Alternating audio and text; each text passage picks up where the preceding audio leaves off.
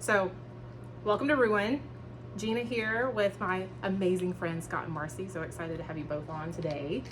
And Scott and I were talking about ambition and the difference between regular healthy ambition, right, and selfish ambition. And so Marcy decided that he needed to come on and talk to all of us about it. I'm still learning this. Yeah, well, I think that, you're further along than a lot of us. So I don't know. So sometimes I wake up, I'm like, Lord, I know nothing. Oh yeah. Yeah. That's a healthy place to be. That's right. Right. Absolutely. So, anyways, how do you do your start? Is this the start? This is it. Okay. Yeah. So, guys, there's a scripture that I want to read, and it's Philippians chapter 2, verse 3. And the Apostle Paul saying, and what I'm quoting from is the NASB 95 version. It says, "Do nothing from selfishness or empty conceit." In the New King James, it says, "Do nothing from selfish ambition.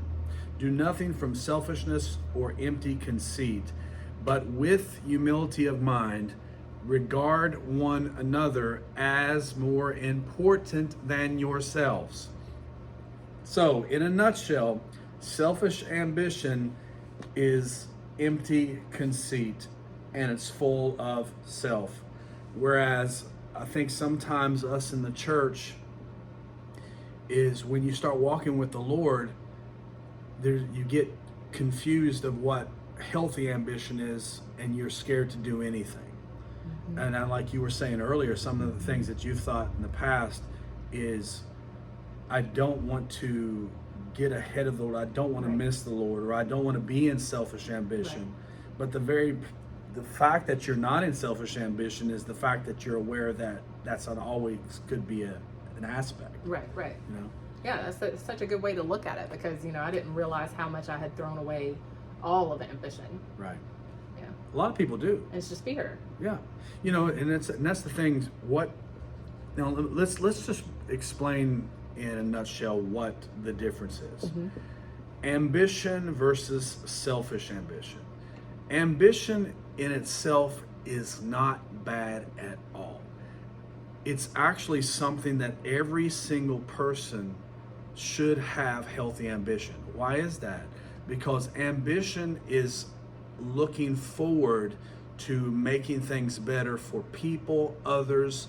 It's, again, if there was no ambition, there would be no satellites in the sky. There would be no trip to the moon. There would be no ships that have sailed the earth. Right, there's no movement. No movement. There's absolutely no movement. And you have to have healthy ambition that actually causes people to dream.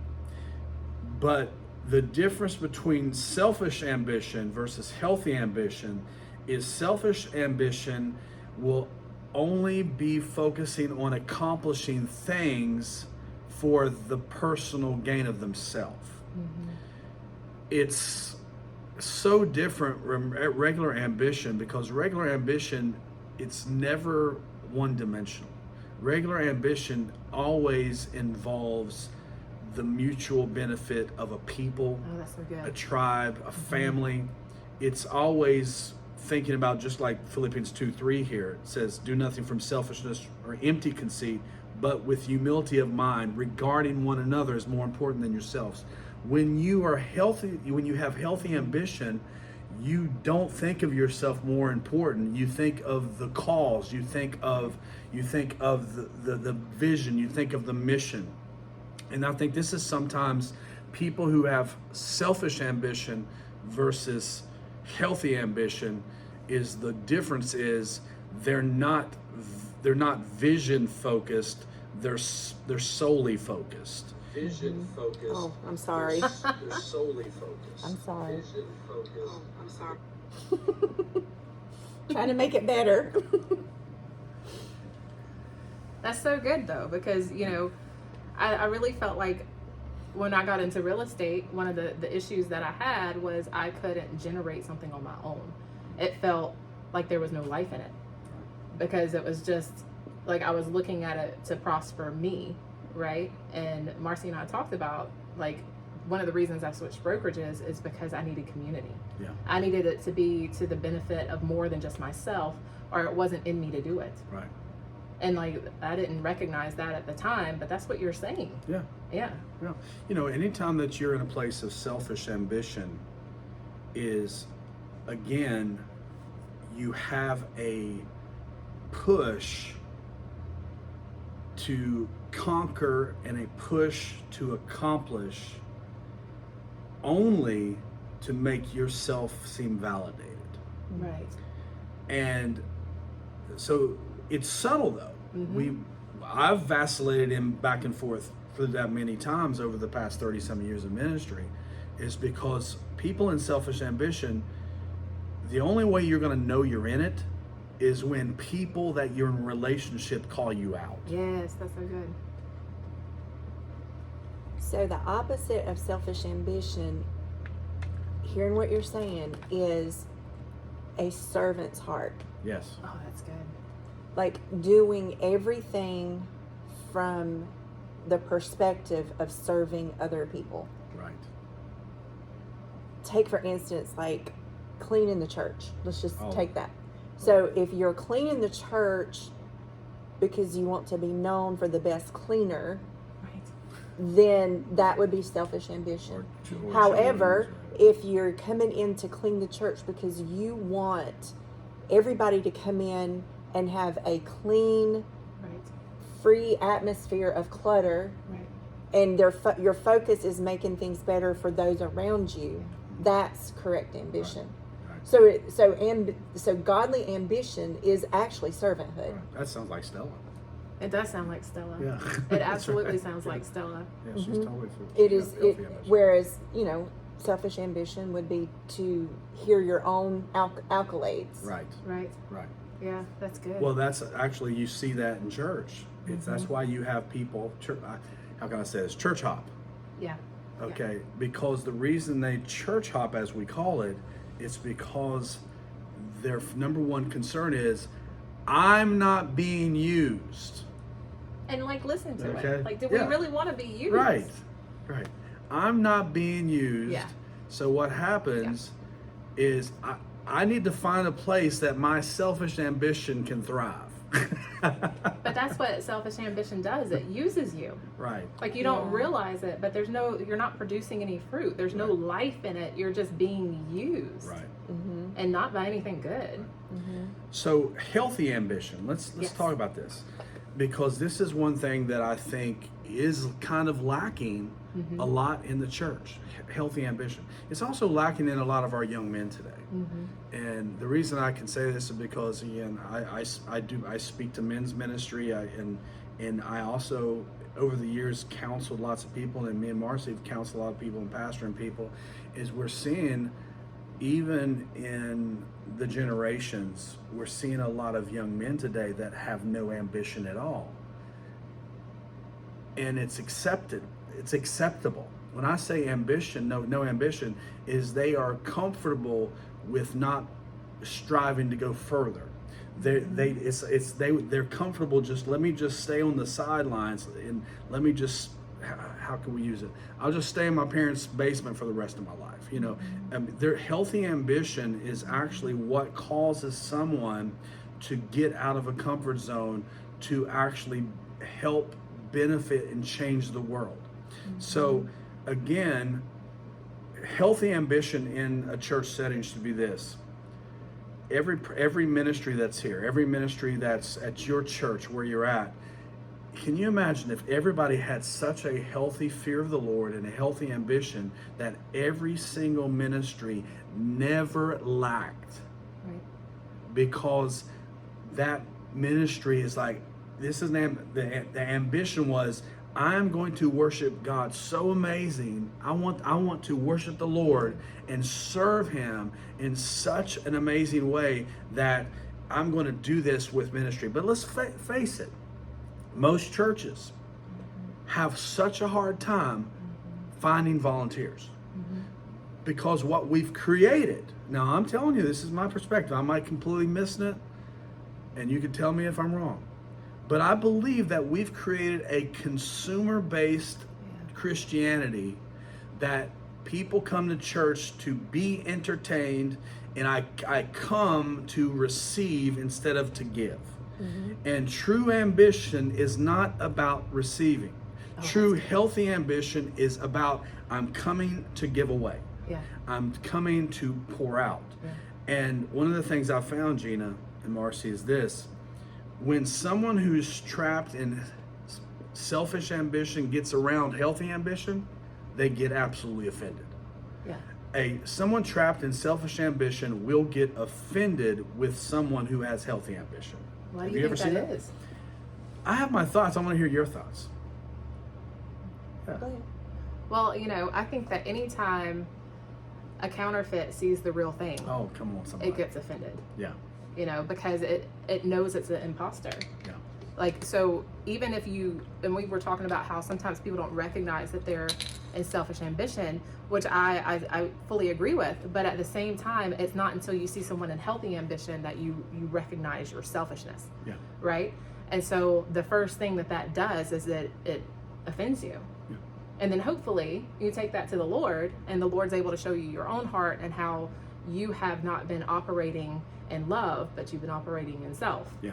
But a lot of times we, out of hurt, out of, you know, our past traumas, our past issues, we refuse to take things to the Lord, and we think that this person is wrong. Yeah. They're just wrong, you know. And it could be, you were talking about church hurt Yeah. this past weekend or this past week, and I think a lot of times people who are in selfish ambition have had the microphones, Mm-hmm. and that has actually caused a lot of people to either try to emulate that, Yeah. copy it, Yeah. and be the same thing, or the exact opposite. The people who actually are supposed to hold the microphones are now like, I don't want the microphone because I Right. see this, Right. and I don't want any part of that. And both of those are wrong, though. Yeah. Yeah. They're both wrong. Yeah. That's so good. Yeah. Man, that's good, Gina. Wow. I want you to just keep talking. That was good. That was really Well, good. I mean, because you know, I didn't see that I had made ambition a bad word in my mind until we were talking Right. just earlier today, because I was like, I can't strive for anything. Like, I can't create anything. I can't build anything because that's self, and that's not true. Right. That's that, like, I'm actually in self believing that. Right. Yeah. And that's what trips you up, because you're like, oh, I didn't see that was really me being in fear instead of in love. Right. Yeah. You know what the Lord told me, and this is kind of wild. He says, Scott, you're speaking a wrong language. I said, what do you mean? He says, you need to stop saying that I'm using a nameless, faceless generation. I said, what do you mean, God? I said, but he says, I always will bring someone's name to the forefront as long as they don't try to. Oh, that's good. So this is why, so check us out. He's the God of Abraham, Isaac, That's and good. Jacob. Yeah. So he says, I bring people's names to the forefront. Right. But the thing is, they weren't trying to bring it to the forefront. Right. And so again, Philippians 2:3, it says, do nothing from selfish or empty conceit, but with humility of mind, regard one another as more important than yourselves. What happens is God will bring a people up when their true ambition is healthy, that they want to see people transformed and saved. And what happened? You'll remember that name. Yeah. This is why we see even the founder of the Methodist Church, John Wesley. Right. I mean, he was a man, on fire. And we still use his name. Yeah. I mean, Billy Graham, Right. Reinhard Bonnke, Bob Jones. Yeah. I mean, these are names that one of the things, the reason they're known is because they were selfless. Yeah. That's so good. So ambition in itself is not bad. Right. Now, as we were talking, one of the traps of the enemy is to get so many people afraid to step out to do something with the Lord, because the fear is, number one, they're going to miss God, or number two, this is just my selfishness. Yep. Didn't you say you felt that? Oh yeah, absolutely. That's where I am. Really? Have Yeah. you ever felt that? Oh yeah, absolutely. Yeah. Yeah. It's we're in the same boat. Like We are. I am so aware of selfish ambition that I don't want any part of it. Yeah. You know? Yeah. And I'm afraid Yeah. that, you know, that's in me. And I'm sure it is somewhere. But the very fact that, you know, as we were sitting here talking, and even in the office, the very fact that we're aware, because people who are in selfish ambition are not even self-aware. Tell Right. it. Tell it. They're tell not It. they're not even Yeah. not even aware of it. Yeah. It's kind of like we were talking about the live that you did. Right. The live that you did Yeah. the other week about the what was it? Opportunist. Yeah. Yes. Yesterday. Yes. And I was Yes. yeah. Okay. Yeah. Okay. Yeah. Yesterday. Yeah. Opportunist. Yeah. They don't realize that they're an opportunist. Right. Right. So it takes people that are around them that have a relationship. Yeah. Mm-hmm. So anyway, that's not what we were talking about, though. You asked me if I ever felt that way. Right, Yes, I right. have, and that it's held me back. Well, and that's why the Lord surrounds you with all these people who are so Oh, excited for you it's to so speak. good. It's so good. Right? So good. Yeah. Now, okay. Now, think about this. What I love is because when I did that video on opportunists, all right, you told me, it's like, that convicted me. It did. It did. And I'm I was like, oh God, do I have Well, that? you automatically thought that. Yes. But the thing is, if you feel that, it's proof that you don't have it. Isn't that funny? So if you feel the conviction, it's proof you're not an opportunist. Because like just what you said, a real opportunist they're not convicted. aware. They're not aware, they're not convicted. They're not convicted because they're not aware that they're an Yeah, opportunist. exactly. God, that's so good. So conviction is actually the indicator that you are right with God. That's that whole he chastises those he loves in a whole nother light though, because it's showing you, listen, this is a pitfall of the enemy. Yeah, You need yeah. to be aware of it, but that's not who you are. Right. That's amazing. So we were talking earlier how people trapped in selfish ambition, oftentimes they don't like the real, the authentic, so they get offended with someone who has healthy ambition. And healthy ambition, I think, honest to God, for me, people ask me all the time, like, Scott, how do you keep going forward? Yeah. Okay. How can someone be steady? I said the first aspect of healthy ambition is you have to be ambitious enough to know that there's a bigger picture than you. That's good. See, healthy ambition loses sight of self-vision. Yes. Healthy ambition has to see the bigger picture. Healthy ambition has to see a vision, a mission statement, because again, even with what we do here, the ministry we're stewarding, 420 Fire, this thing is bigger than Scott or Marcy. So when I wake up in the morning and I'm having my relationship with God, I have my relationship with God, just me and Him, and I have my ambition for the things that He wants me to do with Him that day. But I have the overall ambition of something He's given me as a mandate. The steward, right? So remember this, healthy ambition will always involve you carrying something with the Lord that's bigger than yourself that will affect another generation. That's the drink offering. There you go. Yeah. That's being poured out. That's the drink offering. It's not unto yourself. Right? You're being poured out. The things that you walk with the Lord, your testimonies, your experiences, all those things are poured out to help others. Wow. Man, that's good. That is good. That is good. So I here's the one thing I did want to touch base on. Like you were saying earlier, one of the pitfalls and the traps of the enemy is those who are afraid to be ambitious will be trapped in overthinking and the paralysis of analysis.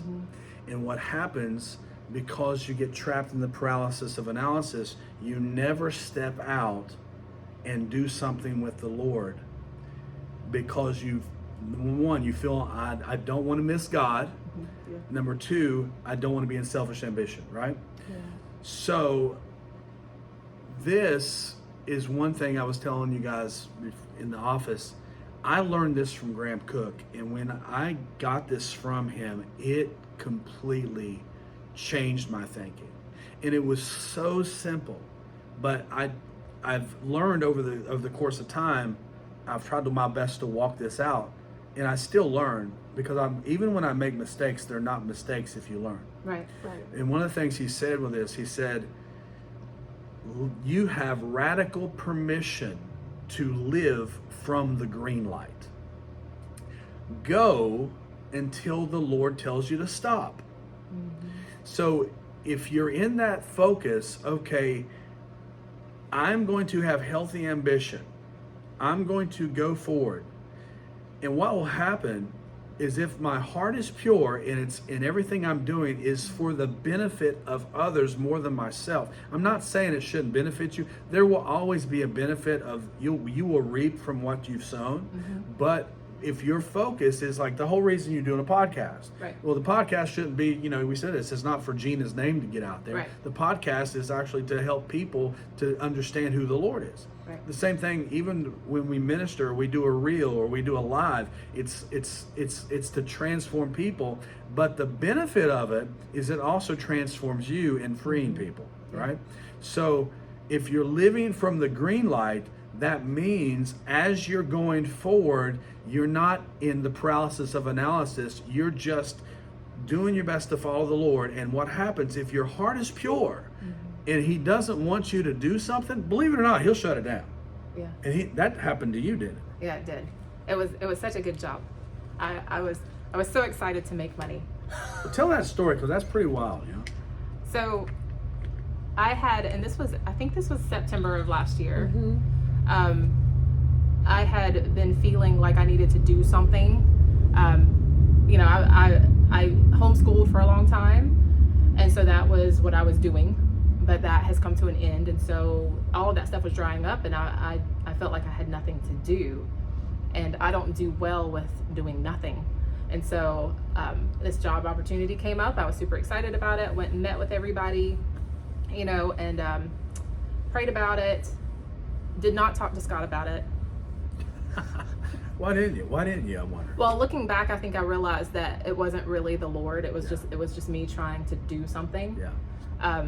And I think I was scared to ask you, because I was scared that you were going to tell me it wasn't the Lord. So there's that. But I got the green light. I was supposed to literally start work, within 2 or 3 days. Yeah. And so I had to buy a bunch of clothes. I spent like $300 of money I didn't have, to buy these professional looking clothes, at least a couple of them, right? And I'm driving home from the store, and the girl calls me and is like, hey, so the owner came in today, and he decided to do away with the position that we offered you. And I was like, what? And immediately I felt the Lord on it. Like immediately. And it's so funny because Marcy, I had talked to Marcy about it, and she was just like, I see why you think it's the Lord. That's just what she kept telling me. I see why you would think it's the Lord, But because I had all the reasons, right? I had all the reasons why it was logical, why it made sense, but apparently it was not what the Lord, and I had prayed like with you that day. I was just like, okay, if this is not the Lord, I just want him to shut it down. And it was literally that afternoon, I believe, or the next day, that he shut it down. Yeah. Mm-hmm. And let me tell you what, that was a hard one, because that door slammed in my face. Well, what was hard for me was not telling you it wasn't the Lord. Right? I was like, oh, I want to tell her so bad, but he was like. But she didn't ask you though. Well, I mean, I did ask her, but. Well, every time I would ask her a question to point her back to the Lord, she would have another reason why it was the Lord. Right. Yeah. And so like she didn't, but again, the Lord does that with me a lot, of having to walk through stuff myself and like know that like he's leading me, and I can't do anything in and of myself. And that was just another lesson of, I want to be self-sufficient, right, and not rely on him, but I can do business. See, that's the thing, like this position, I'm confident in it, right? I can manage anything. Like, I can do that. What I can't do is what I'm doing now. Sounds like Well, and that is real estate, Right. which we know that the Lord like totally put you in real estate. Right. And so whenever we were having the conversation, I would keep trying to lead you back through questions about Right. real estate. Right. And then you would come back with a rebuttal with a reason why this Because position it was the hard. Lord. And so, but you know, there were so many times before this that I had said, you know, no, the Lord put you in real estate. The Lord put you in real estate. Yeah. But you had to hear this one from your own, but the Lord took care of it. But yeah, he did.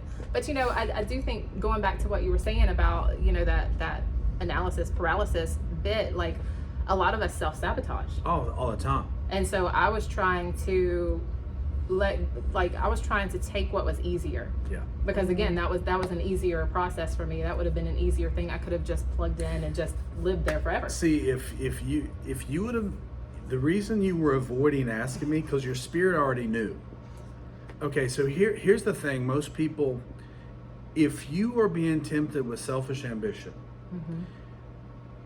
your carnal mind will validate it. Yeah. Okay? Yeah.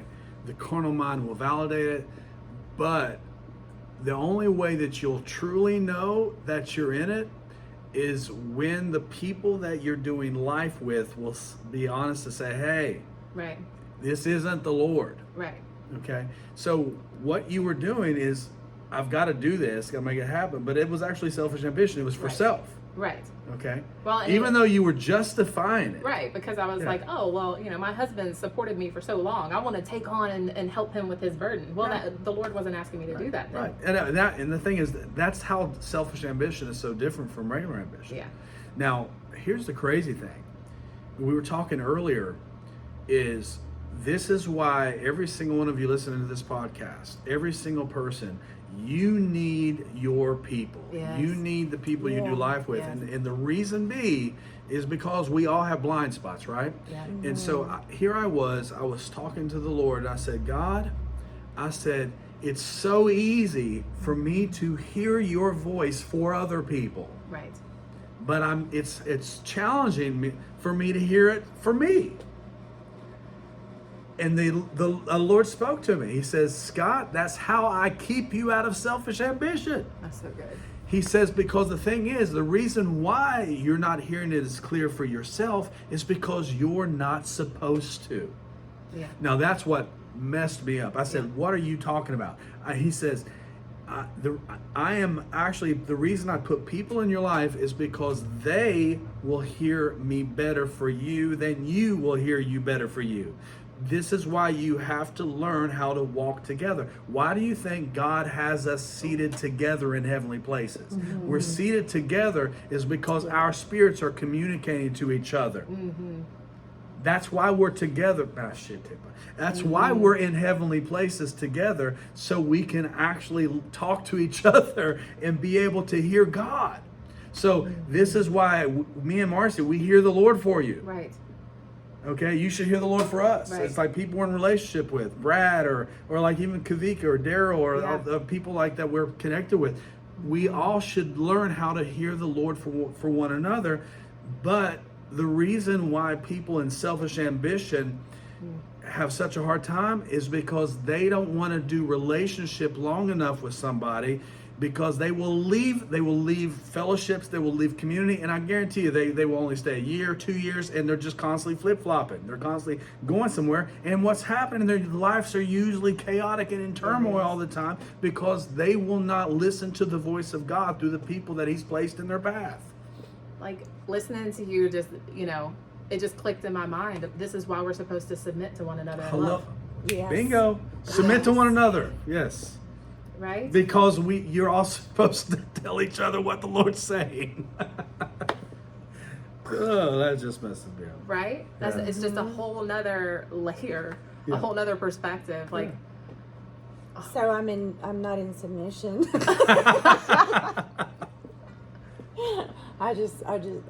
Lord forgive me. Now, can you imagine though, if husband and wife really practice that? oh, right? Think about this. Yeah. So that means husbands, when your wife tries to tell you something, you better listen. Well, But it's not coming from a place of control. It's actually coming Right. from a place of hearing the Lord for each other. Yeah. Right. Yeah. Which totally what clears all of that up That's what we've been supposed to have been doing the whole time. the whole time.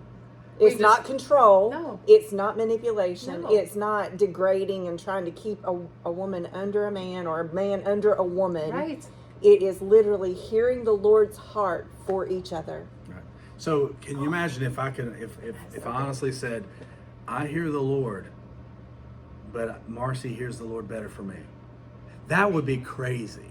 And that would break Yeah. you out of the whole familiarity thing Oh, yeah. too. Oh, Because, yeah. because then you would see God Right. on that person. Exactly. And so what happens, so that's why even people at our church, they're so used to us. Right. You know, we go on the road and all kinds of crazy stuff happens. Right. I mean, the Lord shows up, come home, I just Scott Marcy, praise the Lord. I mean, Right, yeah.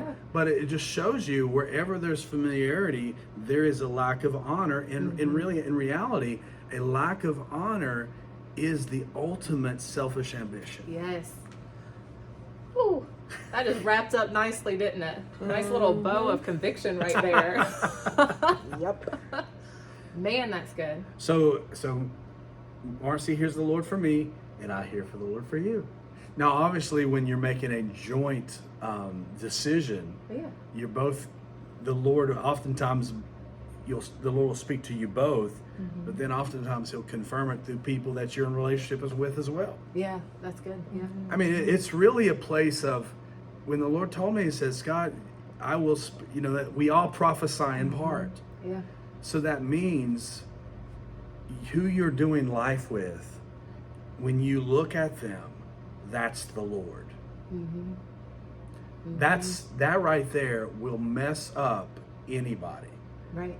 So this is why when people come to a church and they submit themselves to leadership, if they truly understand the way of God, they will say, that's the Lord. Or when you're in a relationship with someone, you have a true friend and you're walking with them, that's the Lord. That's the Lord, because they hear the voice of God better for you than you do for you. Right. Oh Lord, that'll preach. And Man. just I'm thinking of, I always think about both sides, coming at whatever topic that we're talking about, and submitting to each other because we hear the Lord. Well, what if you don't trust those that are around you? Right. A You lot of know? people don't. Right? And so I think it's really important then to know the heart of the Yes. people that you're with. So how do you Okay, get that, right? so to know their heart, if somebody is jealous of you. Yes. Yes. If somebody's envious of you. Yes. If the people that you're around are, talk about other people. Yeah. If they're talking about other people in a bad context, they're probably going to talk about you in a bad context. right. That's right. So at what point then do you come to, the position of being able to trust someone enough to be able to submit to the voice of the Lord through that? And I think that comes with really trusting the Lord with those that He brings to you. Yeah. Right. Now you need to add some more to that. Explain what that looks like. So, Yeah. so there are friends that I have that, I just gained along the way. You know what I'm saying? But then there are those people in my life that I know that there was no other way that we would have connected other than it being the Lord. Yes. Now there are those that that I do have things in common with, that I do know that the Lord works through them, and but if you're always listening for the Lord, Yes. if you always have your ear bent toward the Lord, then you'll know when the Lord's coming through somebody else. Yeah. Yeah. I mean, I have been out on the streets and heard somebody say something that I didn't know, but I knew it was the Lord talking to me through them. Right. Right on. So, I mean, I think there's a whole plethora of things that you just have to learn. Right. Well, and don't you think even at the core of it, it shows us where we don't trust God? Yeah.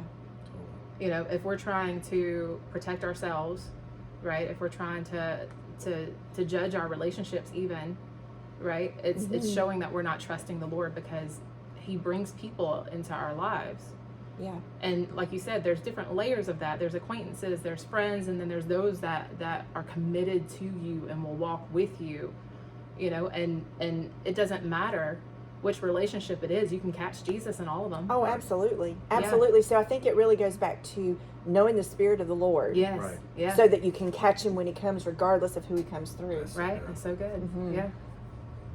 So I love the fact that what she's saying is there's levels of submission to people that you're in relationship Yep. with. And again, we're all called to submit to one another in the fear of the Lord. I get that. But as far as hearing the Lord for one another is, I'm not going to, like, if I'm walking with Marcy or with you, Gina, I will trust the voice of the Lord in you more than I will somebody that I just met and they come out to church occasionally, you know. But it shows you there's a level of relationship that only the mysteries get revealed. For instance, Jesus is at the Last Supper, right? And he's got 12 disciples around him. But there's only one, actually two, that find out who the betrayer is. So John the beloved is actually leaning on the bosom of Jesus. And as the Lord gets up in front of all of the disciples, said, "There's a betrayer amongst me. One of you's a devil." Peter looks at John and says, "Hey, ask him." Right. And John asks him, "Who is it, Lord?" Because they had such a trust of a relationship, because they were the inner three, you know, Peter, James, and John. The Lord told him the deep mystery. The Lord told him who it was. And Peter found out who it was too. Right. But the rest of the disciples didn't. Right. They didn't have the revelation because they weren't in that part of relationship. So that shows you there are levels of, how can I say it, invitation to relationship and trust and ministry and hearing the Lord for one another. And what happens when somebody doesn't have that with someone and they get offended? We've had people that have come here to be at our church and they didn't have the access to us.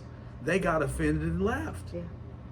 But not everybody's called to have that access. It takes place through invitation and through relationship, through walking for a period of time. Right. Building that resume. Oh yeah, that's so, man. There's a lot of nuggets in this one today. Right. Goodness gracious. Man, that's so good. You know, and as you were talking, I thought about one of you guys blend together sometimes in my mind, but talking about how we have as much of Jesus as we want. Yeah. Well, you have as much of the relationships in your life as you want. Yes. Oh, And yeah. there are people Yes. that the Lord wants to connect you to that potentially you have pushed away because you weren't willing to die to self to reach out to them again and again and again and establish that resume of trust, establish, you know, that relationship. Because I think, let's face it, a lot of us look at relationships as one-sided, as what that person's going to do for me, even if we don't recognize it. But the Lord doesn't connect you like that. And in fact, those that you are called to be mentored by, you know, to be mothered and fathered by, I think a lot of times you're the one that has to establish that connection first. Right. I found out a lot who was really in relationship with me when I was on a 6-month sabbatical. Right? Yeah. It completely revealed, because, you know, I had to take 6 months off that I could not give out.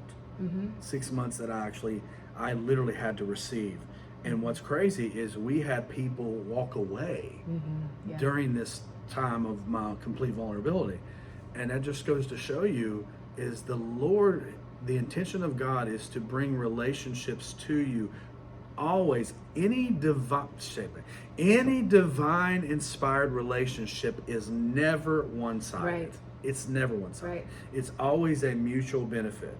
Again, because of life, there is ebbs and flows of life. There's ebbs and flows of relationship. That means when one is down, one is up, one is up, one is down. That means there's a constant helping of one another. And what I've learned in the kingdom, when you have these type of relationships, the only time you should ever look down on a brother or sister is actually when you're picking them up. Yeah. That's the only time that you should look down. And what happens is God is establishing true relationship and showing us through all this true relationship what it means to walk worthy of the call of his call. And when you walk worthy of his call, you have absolute healthy ambition, because this ambition is to advance his cause, his heart, and it's also for bringing the body together for the furtherance of the gospel. So a true fivefold minister is a very ambitious man or woman of God. Oh, that's good. Yeah. That's so good. Well, there you go. There you go, That's guys. all I have. That's all we got. Well, thank you so much for sharing. Marcy, do you have anything else to add? Yeah, I wanted to say too, about the mutual give and take of the relationship. There are relationships that the Lord will bring into your life to where it's just you totally giving. It will come to that sometimes, and it's not that that at that point it's more about, I guess, the Lord told me a long time ago, I think we were in Canada, I was actually asking him, Lord, I want to invest in my future. I need to make sure I have something to draw on. I was really, and he told me, he said, Marcy, the biggest investment that you will ever make and that you will reap for eternity is what you invest in others.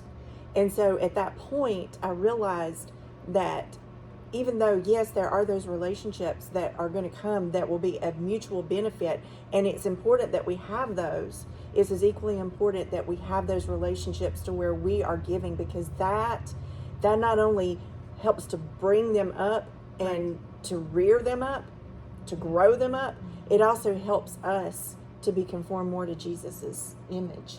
Mm-hmm. So it's like always a dying on our part, like a continual dying to self, and that is truly no selfish ambition whatsoever in that type of relationship. Right, and that also speaks to me about the different types of relationships that we have, because there's so many different ones, and we have these relationships that pour into us so that we can pour into that. Yeah, because you know what, if you're not surrounding yourself with people that are pouring into you, you can't pour into others. Yeah. And so it's always so relational. It is. And in between those two extremes, there's all different variants of that. So no one relationship is going to look exactly like another. So you can't compare the two and say one's right and one's wrong. Right. No, you have to take it for what it is and what your role in that relationship is, and just follow Jesus in it and be Jesus to the person. Well, and talking about rearing people up, what you're doing is you're raising them up to walk alongside you. Yeah. And so that's relationship too. Yeah. Well, even at the cross, there was only one that refreshed the Lord.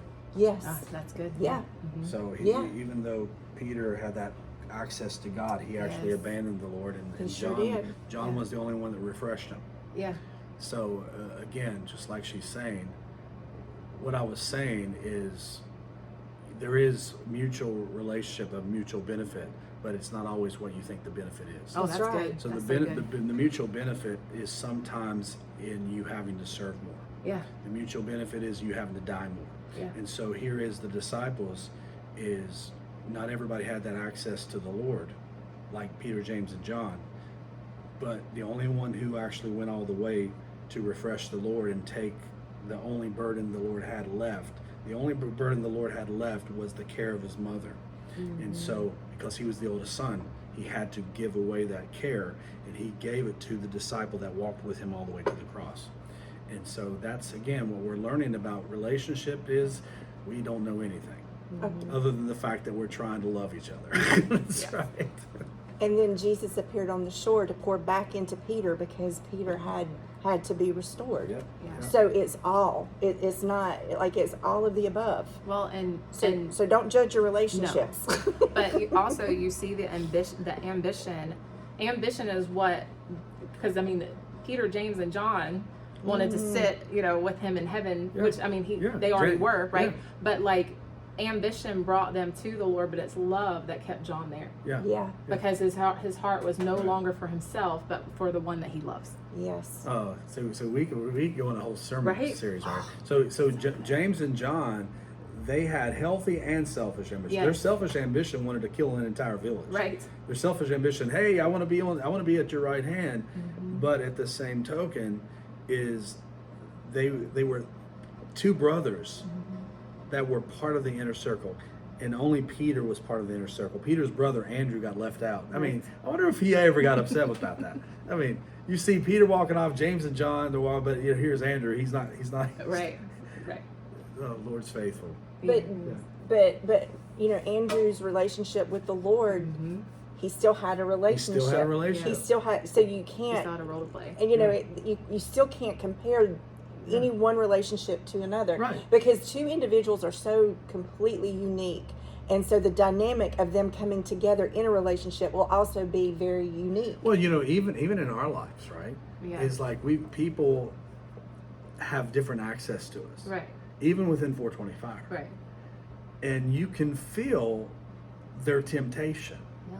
Their temptation is like, what about me? Yeah. Why can't I have this access? Yeah. And so the disciples walk through that, but the thing is, there's always a level of invitation. It's always going to be found in how much you pursue the Lord by honor. Yeah. And that's the thing is, I believe, honest to God, the whole reason that Peter, James, and John were at that level of inner circle is because they had a level of honor on them that most of them probably didn't have at that time. That's my personal thought. But anyways, ambition is good, selfish ambition is bad. Let's be ambitious. Yes. and connect with more people as we go. Amen. Amen. I'm good.